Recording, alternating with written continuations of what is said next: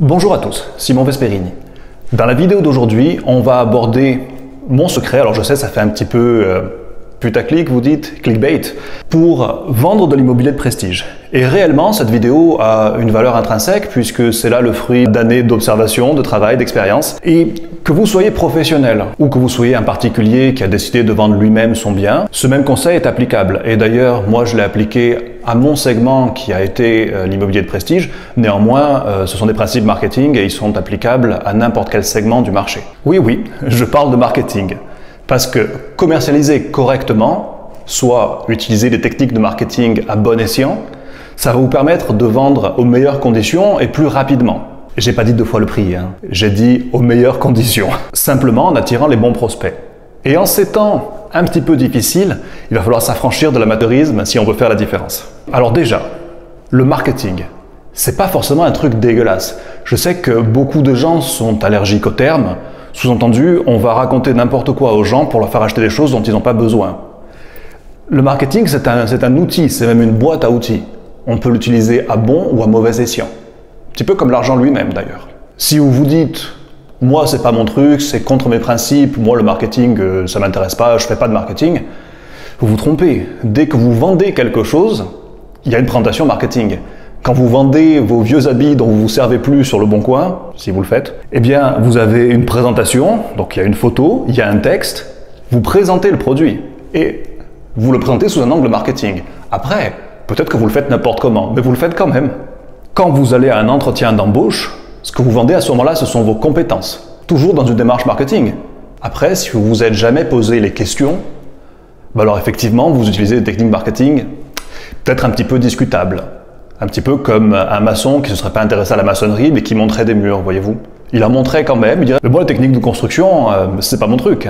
Donc, il montrait des murs quand même, mais pas forcément très droit. Donc, une règle de base, ce que les gens veulent, ce n'est pas le produit, mais ce qu'il apporte. C'est-à-dire, ils ne veulent pas un appartement 4 pièces. C'est pas ça qu'ils achètent. Ils achètent un projet de vie. Ils achètent un quartier avec une qualité de vie. Ils achètent une proximité avec les commerces qu'ils affectionnent, avec les restaurants où ils aiment aller manger, une proximité avec peut-être l'école où est scolarisé leurs enfants. Ils achètent peut-être aussi un projet de vie, une famille qui s'agrandit ou qui s'agrandira, la façon d'officialiser une union. Et d'ailleurs, à ce titre, je regrette vraiment que certains sites comme Le Bon Coin, comme seloger.com, du moment qu'en tant que professionnel, vous y diffusez une annonce par le biais d'une centrale de diffusion, eh bien, le titre de l'annonce disparaît au profit de la description, c'est-à-dire appartement 4 pièces, 110 mètres carrés et le prix à côté. Je regrette ça profondément.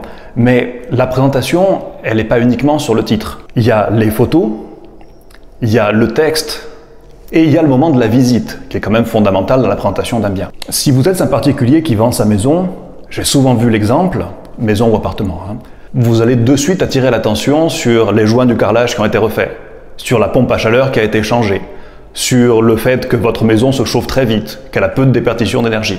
C'est important, et dans un second temps, il va falloir y aller. Mais dans un premier temps, proposez aux gens ce qu'ils cherchent. Ils ne cherchent pas des joints de carrelage, ils ne cherchent pas une pompe à chaleur neuve. Ils cherchent un lieu de vie, un projet. C'est peut-être, comme on l'a dit, l'agrandissement de la famille, c'est peut-être un lieu où passer paisiblement leurs vieux jours pour un projet de retraite. Mais dans tous les cas, ce n'est pas la caractéristique technique intrinsèque du bien qui compte, c'est ce que le bien va leur apporter. Donc réellement, le secret, c'est de trouver l'angle de présentation du bien. Et de façon à ce que votre démarche soit cohérente, il faut que ce choix d'angle de présentation soit reflété dans toutes les étapes. Pas uniquement le titre, bien sûr, mais aussi le choix des photos, le choix d'angle de prise des photos, l'orientation du texte, mais la visite elle-même, le champ lexical lors de la visite, l'ordre de circulation, de présentation du bien, ce qu'on montre en premier, en dernier, pendant la visite aussi, il faut que vous ayez un réel plan marketing de commercialisation. Pour l'anecdote, je me souviens de quelqu'un qui vendait une maison, 3 pièces, 100 mètres carrés, avec 1000 mètres de terrain dans le Cap Corse. Ça fait pas rêver, on est bien d'accord. Et pourtant, cette maison, elle faisait rêver. En fouillant dans l'historique du bien, je me suis rendu compte qu'il fut un temps, c'était une grange, et c'est un lieu où on gardait les bêtes.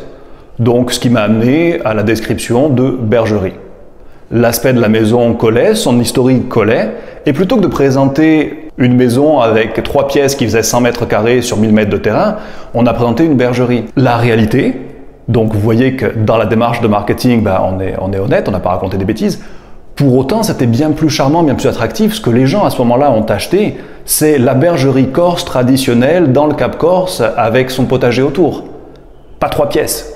Donc que vous soyez un professionnel ou un particulier, ne vendez jamais plus une maison, un appart, n'importe lequel. Vendez ce bien-là, avec l'angle qui fait que ce bien-là est unique. C'est pas une voiture de série, il a donc des spécificités, il est normalement équivalent à aucun, de par ses caractéristiques intrinsèques, mais aussi son environnement, ce qui se passe dans le quartier, ce qui se passe sur la zone, son emplacement. Et faites ressortir ce qu'il y a d'unique dans ce bien-là et ce qu'il y a de charmant, et vous capterez les bons prospects, ceux qui cherchent spécifiquement ce contexte. Après, il existe des fois où un bien ne nous parle pas. C'est pour ça que sur pas mal de biens qui nous sont proposés, il y en a certains qu'on ne retient pas. Parce que personnellement, je ne suis pas un commercial né, donc si un bien ne me parle pas, si moi-même je ne m'y projette pas, j'aurais du mal à amener les gens à l'apprécier parce que ne me parle pas. Et je pense que dans ce cas-là, si on est un particulier et qu'on ne trouve pas l'angle, il faut avoir l'humilité de dire je prends un professionnel dont c'est le métier, en espérant que lui le trouve.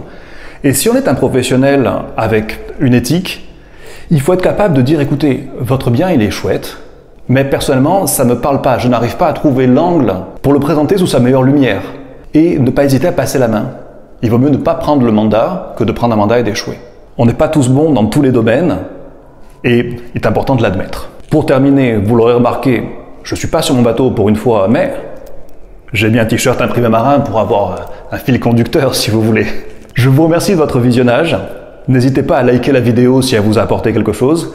N'hésitez pas à vous abonner, la chaîne grossit, alors elle est toute neuve, toute jeune, toute fraîche, mais ça fait plaisir de la voir grossir petit à petit, ça motive pour continuer à produire du contenu. Et n'oubliez pas, depuis pas longtemps, je propose aux gens d'adhérer à mes contacts privés.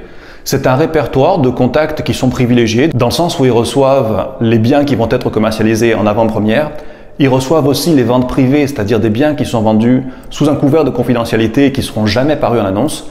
Et ils reçoivent des conseils qui ne sont pas divulgués comme ça en vidéo, des conseils qui sont plus spécifiques. Donc vous pouvez vous inscrire à mes contacts privés, c'est sous la vidéo. Je vous remercie et je vous souhaite une bonne continuation. Ciao.